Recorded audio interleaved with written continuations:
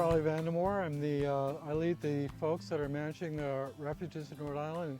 Welcome to the Rhode Island National Wildlife Refuge Complex.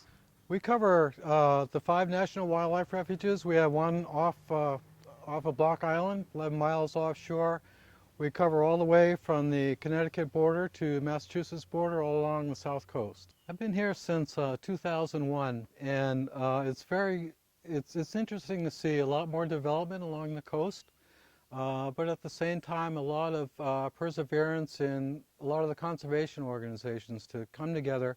It's a small state, everybody knows everybody, and there's a very good air of cooperating to save those places that can still be saved. I am Carrie Schwab, and I'm the Deputy Refuge Manager here at the Rhode Island National Wildlife Refuge Complex. So I've been around a little here in Rhode Island. Blackwater National Wildlife Refuge, Long Island National Wildlife Refuge Complex, Rachel Carson National Wildlife Refuge. I really hoped I'd come back here eventually. I knew it was gonna take a long time, but it took me 17 years to come back. So a lot of the species are similar everywhere that I've worked, but their challenges are a little bit different. My 9-year-old, when he tells people, you know, what's your mom do for a living? He says, she saves animals and creates habitat. So that made me really proud. It's like, yay, he gets it, you know. Hi, I'm Janice Nipshinsky. I'm the Visitor Services Manager for Rhode Island National Wildlife Refuges. I get jazzed up every summer because of the new interns that come in. You forget, because you've been doing it for years, how exciting it is to learn. I'm Melissa, and I'm with the SCA, Student Conservation Association. I treasure every moment with working with kids. I just love how they're so open to new experiences, and they really want to understand more about like the natural things around them. My name is Ingrid Felsel, and I am a Youth Conservation Corps crew leader. Some of them get really interested in a few things, like one of the kids was very interested in like going out to the rocky shore. When they start asking me questions like, what's this, what's that, or like, why are we doing this? That's a lot of fun to see. My name is Stephen Brown. I am the park ranger assigned to Satchus Point National Wildlife Refuge. I was a child abuse investigator for the state of Rhode Island for 25 years.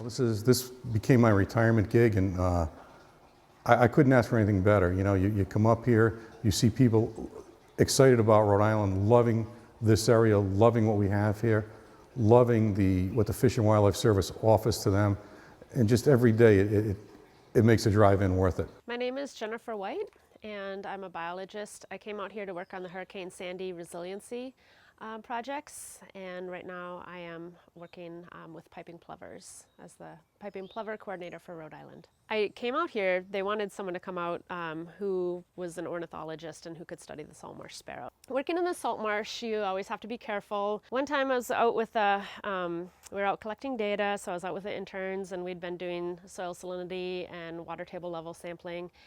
And so we're walking back with our data sheets and everything, and we have to hop a channel. And so they make it across fine. I try hopping the channel, and I slide back into the channel, into the mud. And so they thought this was pretty funny. I threw up all the data sheets and the clipboard and said, save the data! My name's Nick Ernst. I'm the refuge biologist here at the Rhode Island National Wildlife Refuge Complex. The coastal resiliency has really been a big push that I think is great and wonderful, and to see those changes, looking at these coastal environments and the benefits that they give to not only the wildlife but the surrounding communities. Taking things, looking at them as a whole system on a landscape scale is really the difference I've been seeing in the last 5 years that I've been here. Still pinching myself to get paid for doing what I love, and it's absolute love it. My name is Gail Kimball, and I'm the Administrative Officer for the Rhode Island NWR Complex, as well as the Maine Coastal NWR Complex. I'm the money queen for the Fish and Wildlife in Rhode Island. The best part of my job is I like doing the budget, and I like when we are able to buy things to help everybody in the field, and to me doing a budget is like a puzzle.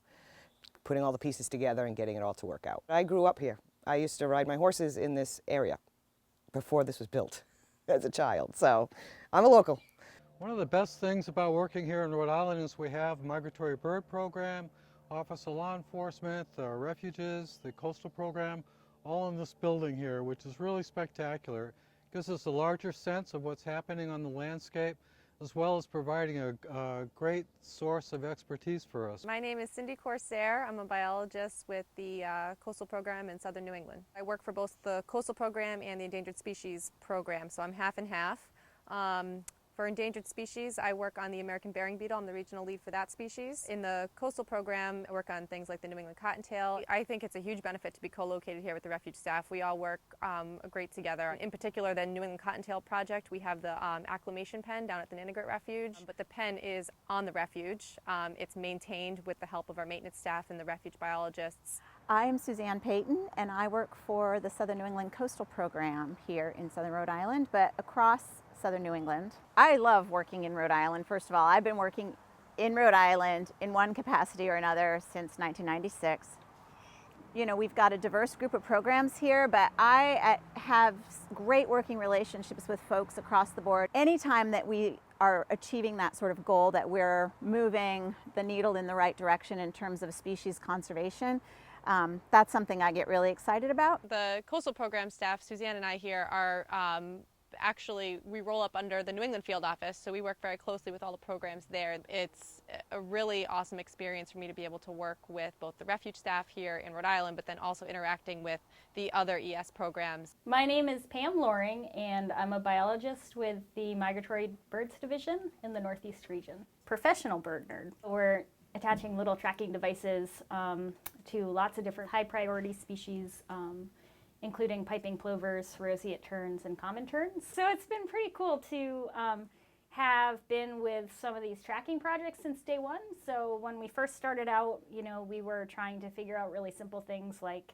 how do you attach a transmitter to an oyster catcher without them taking them off. We started off with, I think, 6 tracking stations throughout Nantucket Sound, and now we've got stations all the way down to Puerto Rico and the Bahamas.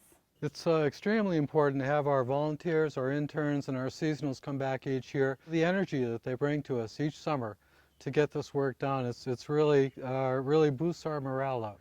My name is Cody Sears. I'm going to be a senior at Paul Smith College in the fall here.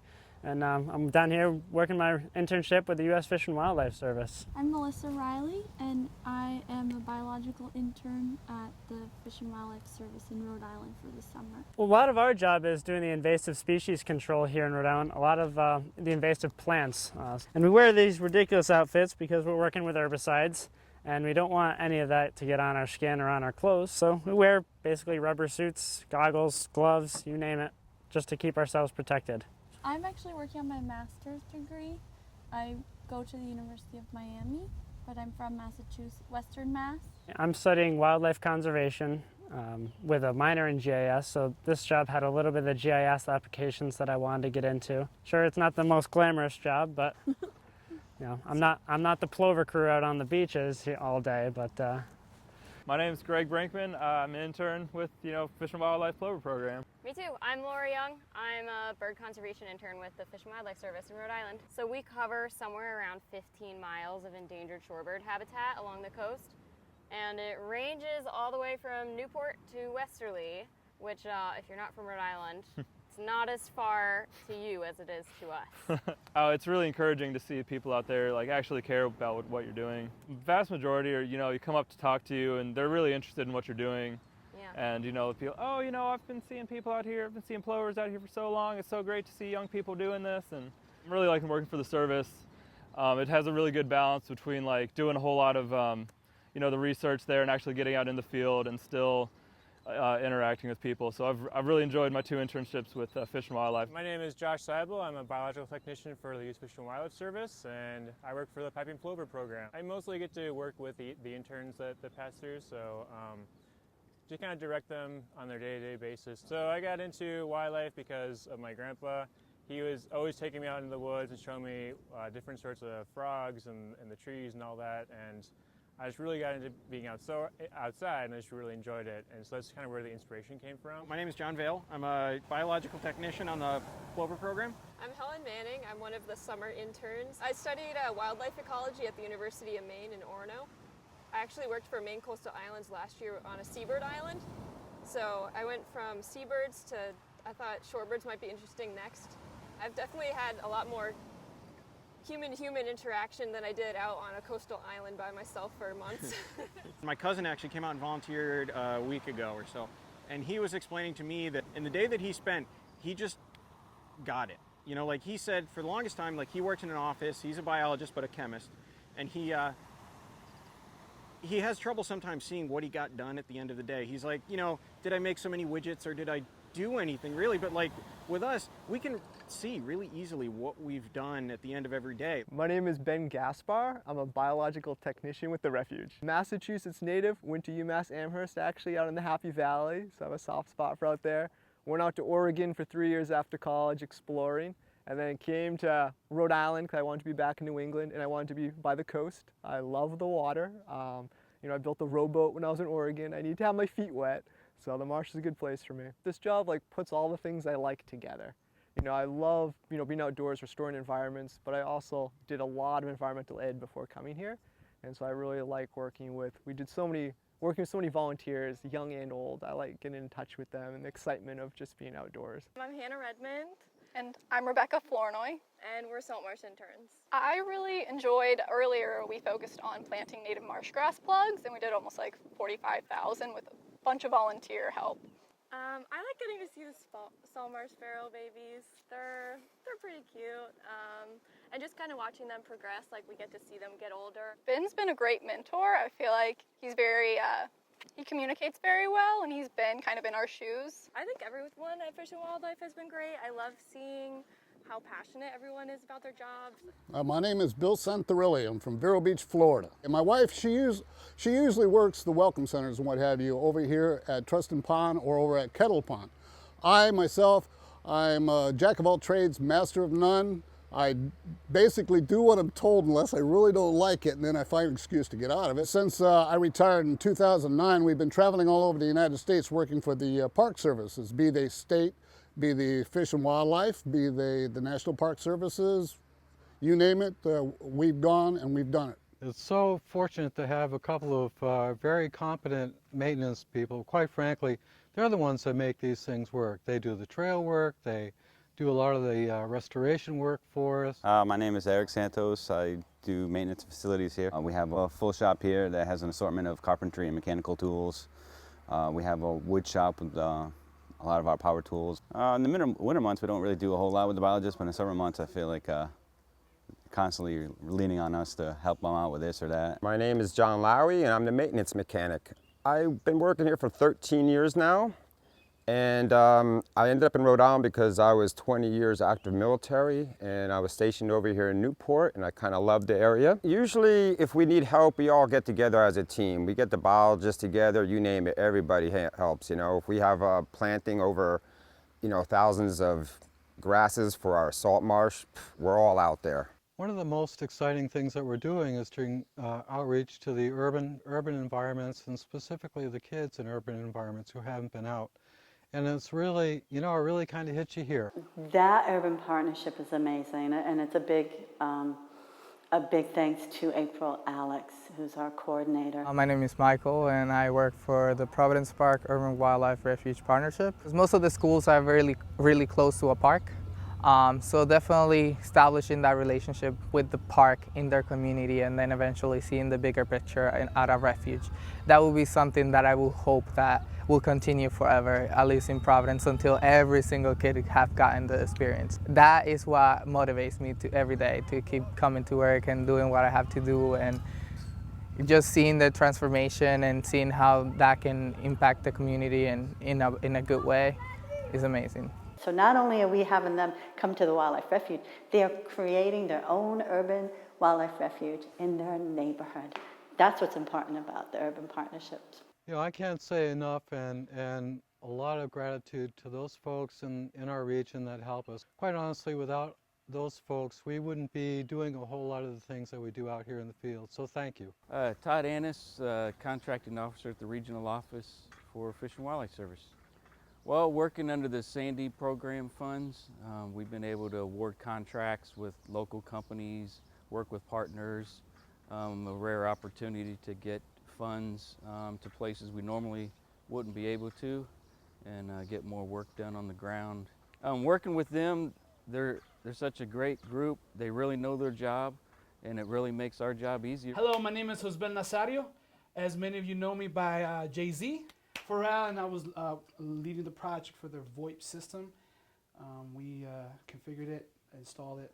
I had a great experience working with Rhode Island folks, especially with Charlie, Gail. I'm Eric McVeigh. I'm the Chief Technology Officer for the Northeast region. I think it's great to see the refuge complexes, especially when they're co-located with other staff, and it's great for my staff to be able to reach into a place like that and help everybody achieve more.